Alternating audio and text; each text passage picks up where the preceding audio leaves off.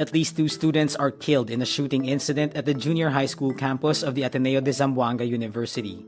Former LTO chiefs Vigor Mendoza II and Jojo Guadiz III are preventively suspended for 6 months over a redundancy in IT systems. The Department of the Interior and Local Government asks for 332.5 billion pesos for its 2027 budget, with the Philippine National Police receiving the largest share. US President Donald Trump's approval rating falls to a record low of 33% amid concerns over the war with Iran. And Filipino pole vault star EJ Obiena clears 5.91 meters to extend his gold-winning streak.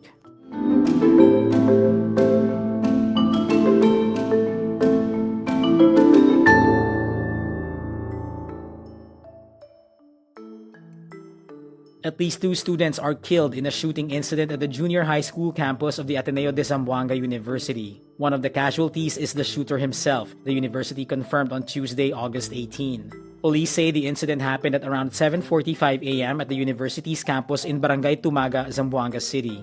Authorities say both the shooter and the victim, a 10th grader, were minors.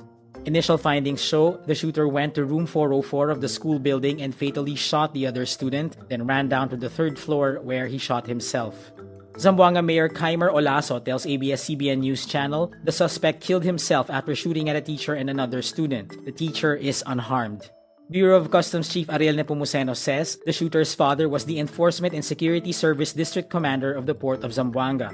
Nepomuceno confirms at least one of the guns the shooter used had been issued by the BOC. He tells Rappler he relieved the shooter's father from duty to make way for an impartial investigation. The Department of Education says it is ready to provide support and assistance to affected students, families, and school personnel.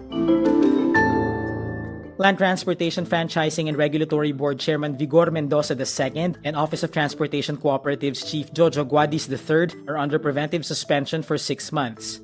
Both used to head the Land Transportation Office. They are accused of allowing the continued use of an outdated IT system which resulted in motorists being charged billions of pesos in excess fees. The Office of the Ombudsman says Tuesday, August 18, the 2 officials let a Stratcom Corporation-operated system run alongside the government's newer Land Transportation Management System or LTMS. In April 2024, Rappler reported that this parallel setup left room for fraud. The Ombudsman's order and the Commission on Audit report said motorists were charged an additional 13.3 billion pesos in computer fees from 2019 to 2025. The COA adds it resulted in the non-maximization of the benefits expected from the LTMS project.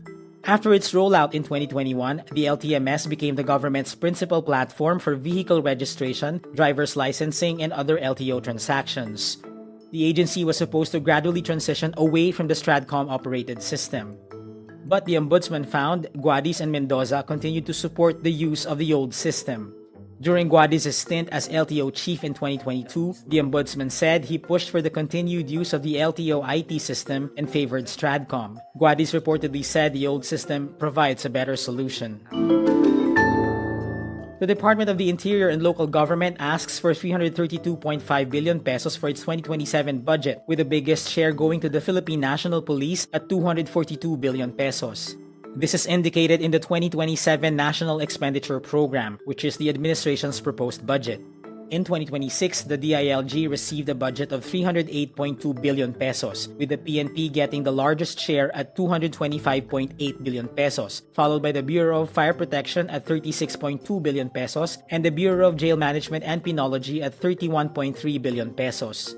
But the DILG and the PNP drew heavy public criticism in April over the Safer Cities initiative in Metro Manila, which later spread nationwide with arrests over minor offenses, including those of minors. It drew flack from human rights groups who called the policy anti-poor and a misuse of taxpayers' money. For the coming fiscal year, the DILG is looking to increase the PNP's appropriation by at least 15 billion pesos, with the majority going toward its crime prevention and suppression program. Here's how much agencies under the DILG expect to receive under the proposed budget.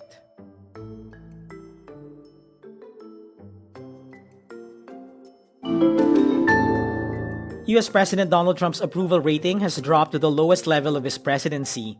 Only 33% of respondents in the 4-day survey said they approved of Trump's performance in the White House, while 64% disapproved. This, with an overwhelming majority of Americans concerned the US war with Iran will last a long time. Trump initially said the conflict with Iran would only last a few weeks, but Iran has continued to resist, while the Strait of Hormuz remains largely closed to oil trade. A Reuters Ipsos poll found that 80% of Americans, including 87% of Democrats and 71% of Republicans, expect U.S. involvement in Iran to last for an extended period, while only 16% think it will end within weeks. Filipino pole vault star EJ Obiena clears 5.91 meters to win the Golden Sand in Międzyzdroje, Poland on Tuesday, August 18, Manila time. It's a new record for that tournament. Obiena clears 5.90 meters for the first time since the 2024 Paris Olympics, where he finished 4th. His 5.91 meter clearance is also his best since he vaulted 5.97 meters to win the 2024 Irena Shevchinska Memorial in Poland. The victory marks Obiena's 3rd consecutive gold medal and 8th overall in 2026. Obiena's latest victory boosts his confidence heading into the Asian Games in Nagoya, Japan, where he will seek to defend his title. And that's today's wrap. I'm JC Gotinga. Thank you for watching. Click the link below for the full story. For more updates, download the Rappler app.